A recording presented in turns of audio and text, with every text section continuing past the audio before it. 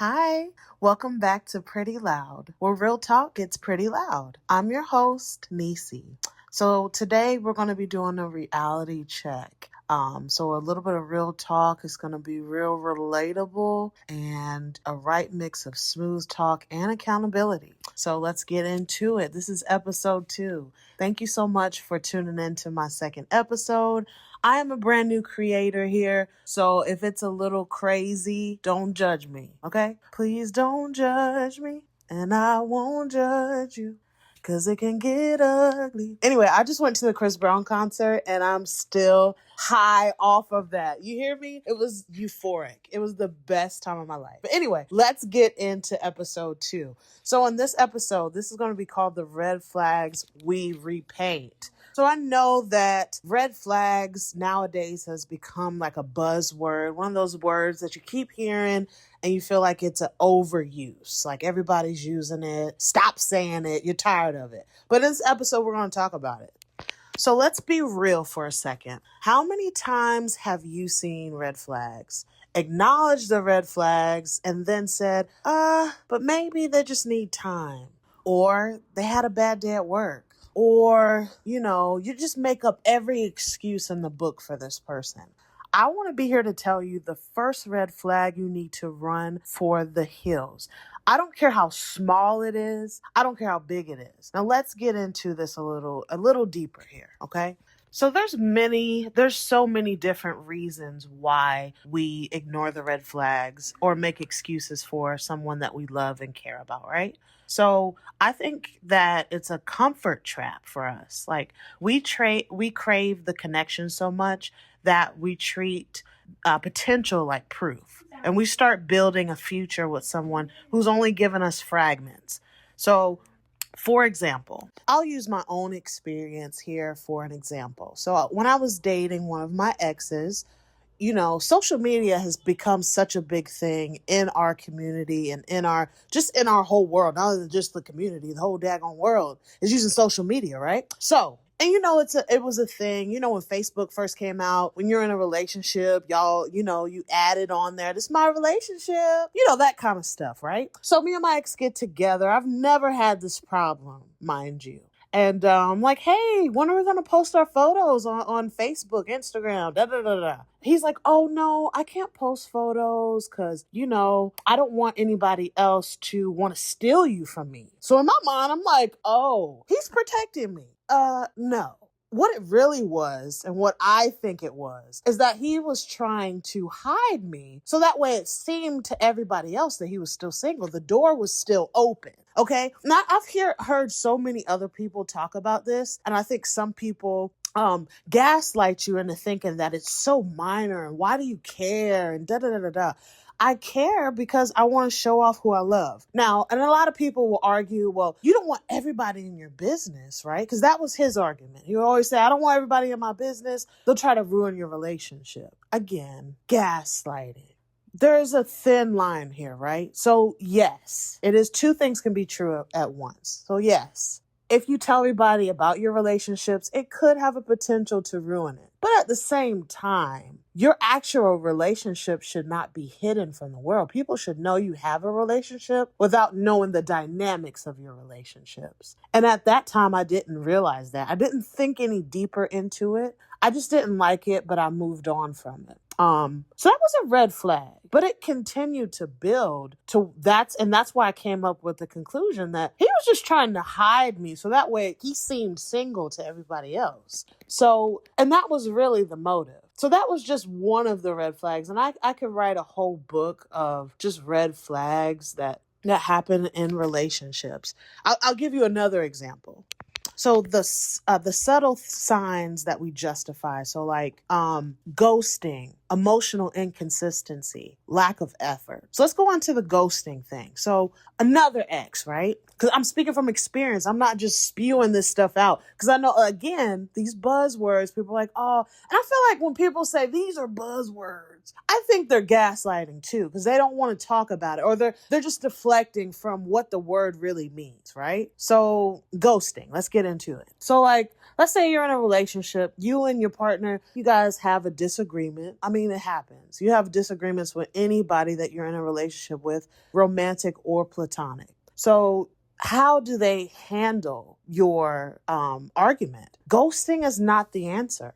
Now, I'll tell you what, again, two things can be right at once. Is it okay for your partner to have space to think about what happened, or to take a breath, or yes, all that stuff is warranted. Yes, take a break. But you have to express that. Hey man, today I've had a rough day. I hear what you're saying to me, and I understand your points, but I just need to take a break. Let's pick this back up at another time. I love you. I care about you. Talk to you later, right? But when you just hang up on somebody, let's say you have a big blowout and you just hang up on them and you don't talk to them for days and days and days. At this point, it's becoming unhealthy. And that's when we start to get into stonewalling.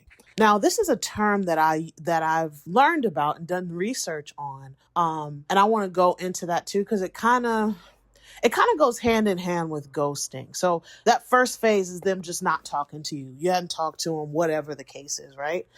And then if you're anything like me and you internalize what your partner has done to you, you start to think, well, dang, should I have even brought in whatever the issue is up to this person? Because now they're not even talking to me. And then you start to, instead of thinking about the actual issue that you've had with your partner, you start to internalize, well, maybe I shouldn't have said that. Maybe I should never bring that up again. And sometimes that is the goal of somebody that's stonewalling you. So the definition of stonewalling is a communication behavior where a person withdraws from an interaction by shutting down emotionally and becoming unresponsive, often to avoid conflict or feeling overwhelmed. So it involves behaviors like giving the silent treatment, avoiding eye contact. I personally believe that this is the start of a breakdown in a relationship. It's almost like a punishment. So again, let me share some stories with you. There's been plenty of times, I can't pinpoint one exact story right now, but there was plenty of times where my ex had did something wrong and I would, of course, address it. And it would always be a problem. It would always be like, why are you addressing me this way? You know, I had a long day. I can't deal with this right now. You always going off. And it would become an argument just because of his deflection instead of talking about what I brought up. And it wasn't ever my attitude. It wasn't because I came at him sideways. All I did was kindly ask, why did you do X, Y, and Z, right? And so his next step after we had a big blowout was to just not talk to me. And it would really, really tear me apart because I'm like, well, what did I do wrong? You're not talking to me. You're acting like I did something wrong to you. And all I did was try to talk to you and make our relationship better. This is a huge red flag and it's completely exhausting. I'm exhausted trying to think about an exact moment where this has happened to me. And it's happened to me numerous times. Please run. Please run. When somebody doesn't want to fix something in your relationship, that is a huge red flag. You have to mean that much to that person. It meant a lot to you to bring it up, to try to fix it, and to try to move on from it and try to build from that. And for them to just dismiss you, disappear. And I'll tell you what happens when they do reappear. For me, personally. After the stonewalling, and I realized he wasn't going to talk to me for a few days. And after a while, I realized it was a pattern. But before I knew it was a pattern, he wouldn't talk to me for a few days. And then he would just talk to me like nothing happened. Like, hey, did you watch the game last night? And I'm like, wait a minute. Whoa. I haven't heard from you in 2 days. You're just going to casually have a conversation with me? Have you lost your mind? It infuriated me, but and I feel like it's so many layers. It's so many layers. So the next layer to that is that those 2 days where I didn't talk to him, I was so and I was in a trauma bond anyway. So I was already addicted to the highs and the lows. And that was a part of the lows. And him coming back was a part of the highs. And after a while, I didn't realize how addicted I was to it. And that's kind of what a trauma bond is. And this is why I wanted to talk about red flags, because this is what it turns into. It starts off, and that's why I said leave the very first time. The very first time. Because what people do is start a pattern with you. And if you don't put your foot down and say absolutely not, it's going to continue, and it's going to get deeper, and it's going to get worse. You end up marrying this person. So now you own assets with them. And when the light comes on, if it ever comes on, you're stuck almost. Not stuck. Come on. You can get out, but it's harder. And that's why in this episode, I'm stressing that leaving at the very first red flag is very important. If you would have left when that person first, let's say you brought up an issue. Let's bring back up the social media issue. Why don't you want to post me? We've been together a year, blah, blah, blah, however long. Why don't you want to post me? Why don't you want to show me off? Oh, I don't want anybody to know about me. Well, I don't think I'm that important to you. Now, the flip side to that is I already know what they would say. They'll gaslight you. Oh, no. So just because I won't post you, no. There's certain boundaries and certain standards you have to have. And no matter what someone says to make you feel like you were wrong, you have to let them go. Let them go. Goodbye. So anyway, getting back into that just trauma bond, you just don't want that. And like I said, those red flags are the beginning of the trauma bonds. So let's talk about what a trauma bond is. Because like I said, I feel like those red flags turn into trauma bonds. And that is a hard sucker to get rid of. Let me tell you what. All right. So a trauma bond is defined essentially. Let's pull up the definition here. A trauma bond is an intense and unhealthy emotional attachment that develops between an abuser and their victim. It is a complex psychological phenomenon that can occur in various abusive relationships, including domestic violence, sexual abuse, and hostage situations. So, it is very, very difficult to break a trauma bond because like I was talking about, you get used to the highs and the lows. The highs make you just feel so high when they come back around and they love bomb you. They make you feel like the most beautiful person. They make you feel like you're the only one in the world. I know this sounds like movie-ish, but it's really like that. If you've been in this situation, you know exactly what I mean. It's euphoric, like the Chris Brown concert that I just went to. It is euphoric, guys. But the lows, I tell you what, those lows are just, it's hard to describe. Exhaustion. You're exhausted from fighting. You don't know what to do because you feel like when you try to, fix the relationship, the other person doesn't want to fix it with you. And some people don't know that they're in a trauma bond either. For a long time, I had no idea what was going on. But when that light came on and when the switch got flipped, I knew exactly what I was dealing with. So another thing that goes into the definition of that trauma bond are the psychological factors. So the victim may develop a sense of loyalty and gratitude to their abuser for the occasional moments of kindness. So going back to that example I was talking about when I had an argument with my ex, that was always the start of the pattern.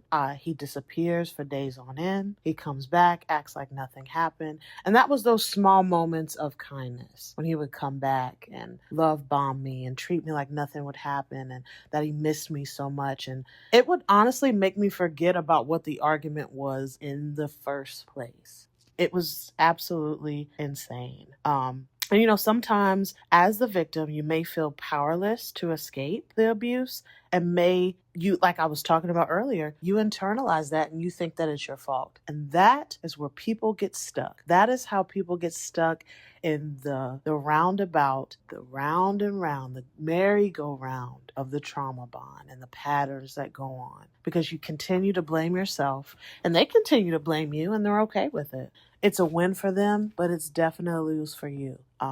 So back to the red flags. I know I went all the way around just to get there, but I just had to go. There's so many layers when it comes to talking about things like this. And just thank you for sticking with me and hearing me out on that, okay? So Again, just to reiterate, I don't care how small the red flag is, because I think that's what we get caught up into also. Like, oh, maybe you didn't mean it. Like when somebody, like as small as words, let's take the social media thing out. Let's start with words, because that's where I feel like it starts also. Like, if someone starts belittling you early on in the relationship, that is a huge red flag. No one who actually cares about you or is that's interested in getting to know you would ever belittle you. That's crazy. And even if they brush it off as, oh, I was just joking, or that's how I make fun. Like, well, I don't like that. You stand up for yourself. I don't go for that. Absolutely not. I don't care how small, if it's their words, if it's their actions, if it's their patterns. Cut it off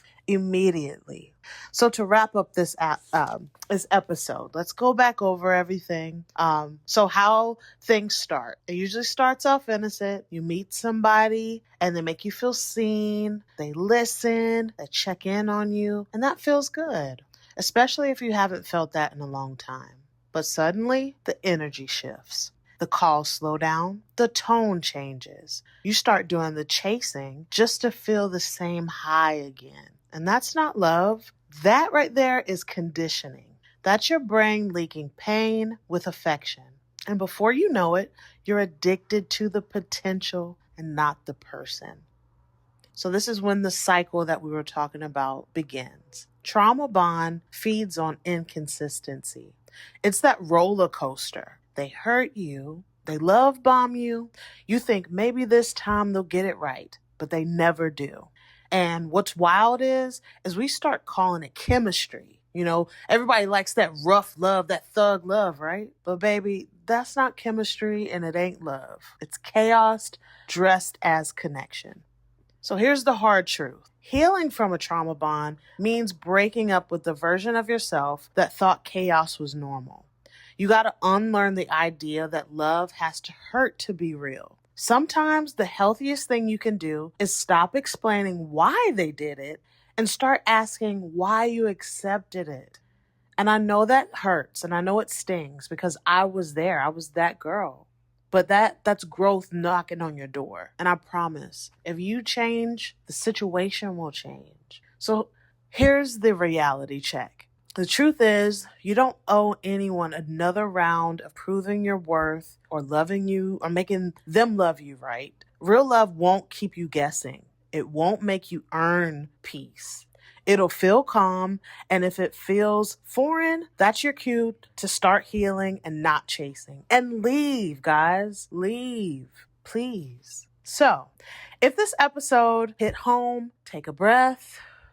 And maybe this is your reminder that love shouldn't feel like survival. You deserve something steady, something safe. And this has been your reality check. And I know it's been loud, but it's been real. And now this is the end of this episode. If you like what you heard and you want to hear more, please like and subscribe and share it with a friend. Tell a friend to tell a friend. But until then, stop chasing the version of love that breaks you. Thank you again for listening. Have a good one. I can tell some, but you tell me, do you want to talk